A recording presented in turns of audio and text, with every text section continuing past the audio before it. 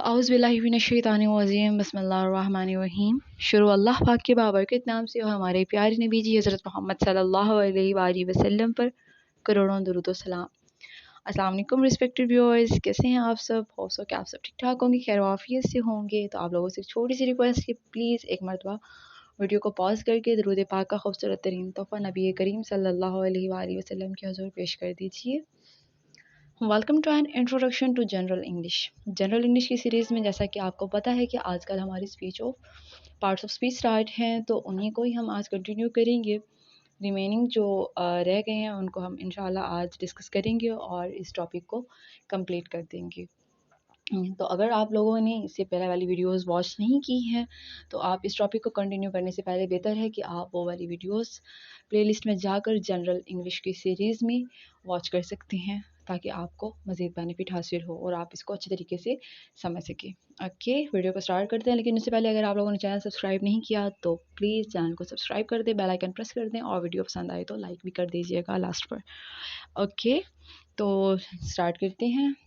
Parts of speech में आज हम डिस्कस करने वाली हैं verb. What is verb? Verb क्या होता है? तो वर्ब क्या होता है इसके बारे में मैं आपको बताते चलूँ कि verbs are words that shows an action, यानी जिसमें किसी काम का करना, होना या सहना पाया जाए, वर्ब कहलाता है। और ये डेफिनेशन तो हम बचपन से ही पढ़ते हुए चलते आ रहे हैं कि जब भी हम किसी काम, जिसमें हम लोग पढ़ते हैं कि किसी काम का करना, होना या सहना पाया जाए, वो वर्ब कहलाता है। ओके, सिंपल वर्ड्स में अगर हम बोलें तो एन एक्शन वर्ड शो कर देता है कि verb is known as an action word.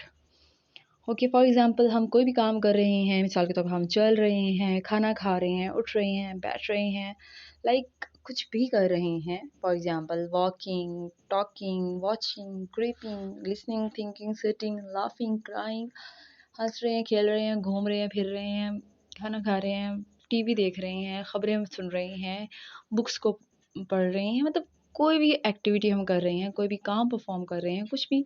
तो जब हम कुछ भी हरकत कर रहे होते हैं, कोई भी काम कर रहे होते हैं या कुछ भी मतलब हमारा एक्शन होता है, तो वो हमारा वर्ब में काउंट होता है। और जितनी एग्जांपल्स मैंने आपको दी हैं, these are all different types of verbs, मतलब जो भी काम आप कर रहे हैं उसे वर्ब कंसिडर कर सकते हैं। ओके, तो नेक्स्ट हमारे पास जो आ रही है वो है टाइप एडवर्ब।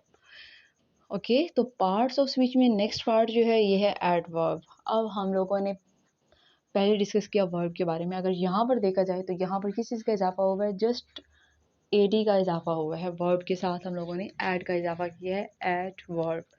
अब यहाँ पर पहले था वर्ब और अब हमने कर दिया साथ में क्या ऐड किया, यहाँ पर हम लोगों ने ऐड किया, ऐड को एड वर्ब बन गया। ओके, तो एडवर्ब क्या होता है? For example he is walking. अब ये एक सिंपल सेंटेंस है जिसमें हम लोग जस्ट वर्ब को यूज़ कर रहे हैं। अब यहाँ पर हम लोगों ने एडवर्ब को यूज़ नहीं किया, ये एक सिंपल स्टेटमेंट है, ही इज़ वॉकिंग, वो चल रहा है। अब यहाँ पर कोई एडजेक्टिव नहीं है, लेकिन यहाँ पर कुछ ऐसा ऐड करना है, वर्ब के साथ ऐड करना है, तो ये एडवर्ब बन जाएगा। मिसाल के तौर पर अगर आप रिकॉल करें तो पिछले लेक्चर में मैंने आपको जब करवा रही थी, नाउन के बारे में पढ़ा रही थी, एडजेक्टिव के बारे में पढ़ा रही थी, तो एडजेक्टिव के टॉपिक में मैंने आपको बताया था कि एडजेक्टिव क्या होता है, ये नाउन को क्वालिफाई करता है। ठीक है ना, मैंने आपको बताया था एडजेक्टिव में कि ये नाउन को क्वालिफाई करता है। और उसमें मैंने आपको एग्जांपल दी थी कि दिस इज़ अ कार, ये एक कार है। और जब हम लोगों ने एडजेक्टिव यूज़ किया तो हम लोगों ने लिखा कि this is a beautiful car, कि ये एक खूबसूरत कार है, यानी कि कार की खासियत को बयान किया, तो वहाँ पर वो एडजेक्टिव बन गया। ठीक है ना, वहाँ पर भी हम लोगों ने ऐड किया था एक वर्ड को, जिसकी वजह से वो नाउन क्वालिफाई होकर एडजेक्टिव बन गया था।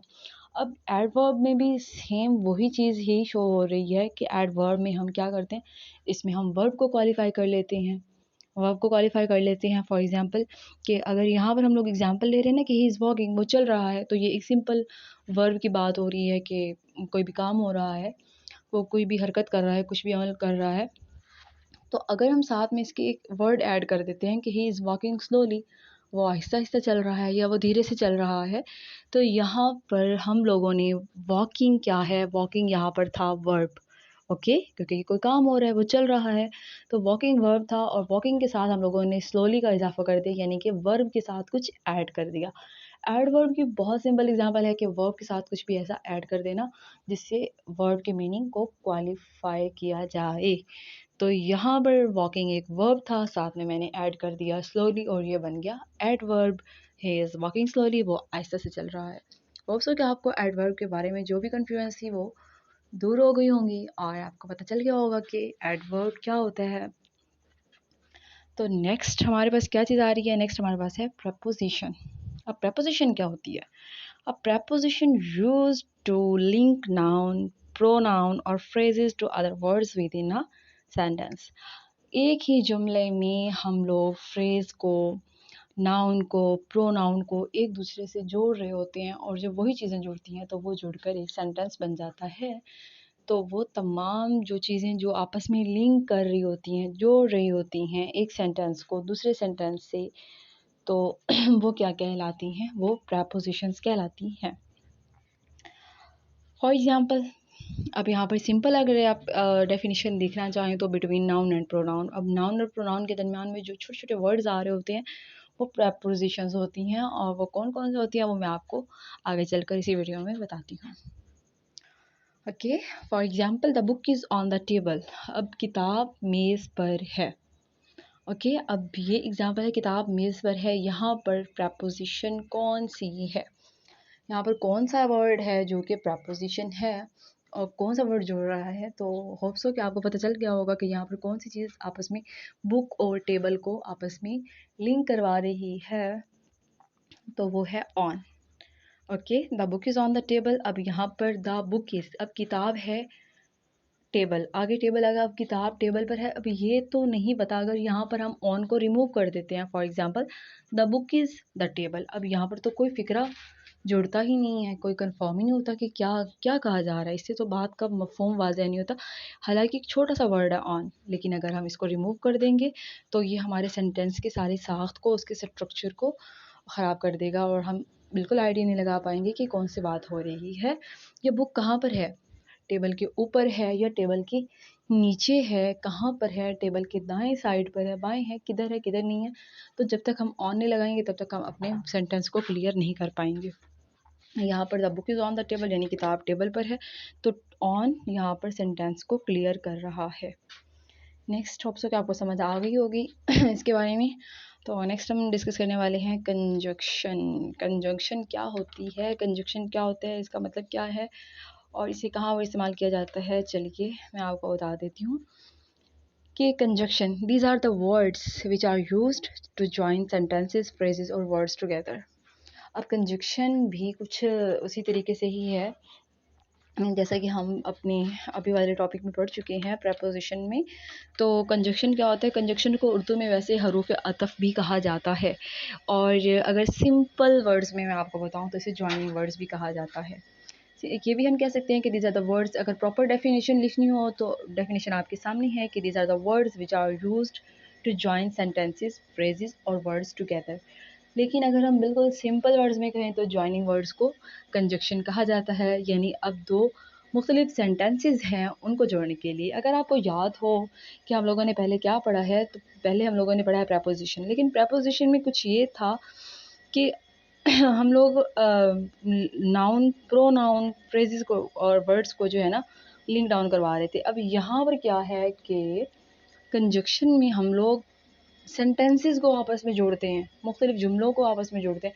जब हम कोई भी बात कर रहे होते हैं तो मुख्तलिफ जुमले आते हैं उसमें जो हम यूज़ करते हैं, लेकिन उन मुख्तलिफ जुमलों को भी आपस में कोई चीज़ तो है ना जो लिंक करवा रही होती है, तो वो होती है कंजक्शन।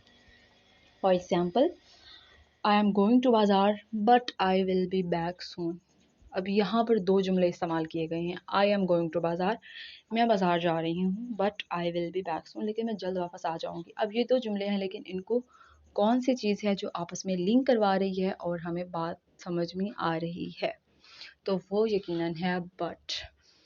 ओके, अब आई एम गोइंग टू बाज़ार ये sentence number 1, I will be back soon sentence number 2। अब यहाँ पर आप देखें कि ये सेंटेंस नंबर 1 राइट साइड पे सेंटेंस नंबर 2, लेकिन दरमियान में जो चीज़ लिंक करवा रही है वो है बट। अब यहाँ पर बट जो है ये एक कंजक्शन है, इस तरह और भी बहुत सारे लेटर्स वर्ड्स हैं जिसे हम कंजक्शन के तौर पर इस्तेमाल कर सकते हैं. For example but, because, before, after, otherwise, since, until, unless, while, but, because, before, after, etc. या हम for, till, as well as और if और therefore, ये सारी एग्जांपल्स हैं किस चीज़ की, कंजक्शन की. आप ये तमाम वर्ड्स को क्यों यूज़ करते हैं मुख्तलिफ सेंटेंसेस को आपस में लिंक करने के लिए, ज्वाइन करने के लिए आप इन कंजक्शंस का इस्तेमाल करते हैं. होप सो कि आपको समझ आ गई होगी कंजक्शन के बारे में. And the last one is interjection. तो यहाँ पर आ गया इंटरजेक्शन, जो कि पार्ट्स ऑफ स्पीच का लास्ट पार्ट है, इंटरजेक्शन. और आज जब इंटरजेक्शन कंप्लीट होगा तो हमारा ये पार्ट्स ऑफ स्पीच का हिस्सा भी कंप्लीट हो जाएगा. तो interjection, what is interjection? Interjection की डेफिनेशन ये है कि these are the words which are used to show our sudden emotions और फीलिंग्स. जब हमारी अचानक से हम लोग कोई फीलिंग्स शो करते हैं, फॉर एग्ज़ाम्पल हम अचानक से कोई दुःख की खबर सुन लेते हैं तो हमारी जो फीलिंग्स होती हैं ग्रीफ की, या हम अचानक कोई खुशी मिलती है तो हमारी उस टाइम की जो फीलिंग्स होती हैं, या अचानक हम एक्साइटेड हो जाते हैं किसी भी न्यूज़ के सुनने पर, तो वो हमारी जो सडन फीलिंग्स और इमोशंस होते हैं उन्हें हम इंटरजेक्शंस कहते हैं. ओके, इंटरजेक्शन की डेफिनेशन आपने समझ ली कि these are the words which are used to show our sudden emotions और फीलिंग्स. ये हमारी अचानक सामने आने वाली फीलिंग्स होती हैं, इन्हें हम इंटरजेक्शन से शो करवाते हैं. ओके, अब फॉर एग्ज़ाम्पल हम अचानक बोलते हैं अल्लास. अब अल्लास का फ़िक्र हम लोग अचानक से जैसे बोलते हैं, हमें गम होता है अल्लास, ही हैज़ डैड, कि वो वफ़ात पा चुका है, या hurrah we have won the match, हमने मैच जीत लिया है, या आउच. इन तमाम ये हमारे सडन इमोशंस हैं जो हम अचानक बोलते हैं कि दुख सुख के मकामात पर मुख्तलिफ लम्हात में. तो ये हमारे पास क्या कहलाते हैं, इंटरजेक्शंस कहलाते हैं. ओके, तो आज के इस लेक्चर में आप लोगों ने क्या पढ़ा, पार्ट्स ऑफ स्पीच के मुख्तलिफ पार्ट्स को पढ़ा कि वर्ब क्या होता है, एडवर्ब क्या होता है, प्रपोजिशन, कंजक्शन, इंटरजेक्शन क्या होते हैं. तो यहाँ पर आकर अल्हम्दुलिल्लाह हमारा पार्ट्स ऑफ स्पीच कंप्लीट हो गया. तो नेक्स्ट इंशाल्लाह नेक्स्ट टॉपिक स्टार्ट करेंगे. अगर आपको कहीं पर भी कोई भी कन्फ्यूजन क्रिएट हुई हो तो आप कमेंट सेक्शन में ज़रूर पूछ सकते हैं. और कैसी लगी आपको वीडियो, कमेंट सेक्शन में अपनी कीमती राय का इजहार ज़रूर कीजिएगा. Thanks a lot for watching. Last में एक छोटी सी रिक्वेस्ट है, प्लीज़ चैनल को सब्सक्राइब कर दीजिएगा, बेल आइकन प्रेस कर दीजिएगा, और वीडियो पसंद आई है तो लाइक करना भी मत भूलिएगा. ओके, अल्लाह आपका हामी व नासिर, फ़ी अमानिल्लाह, अल्लाह हाफ़िज़.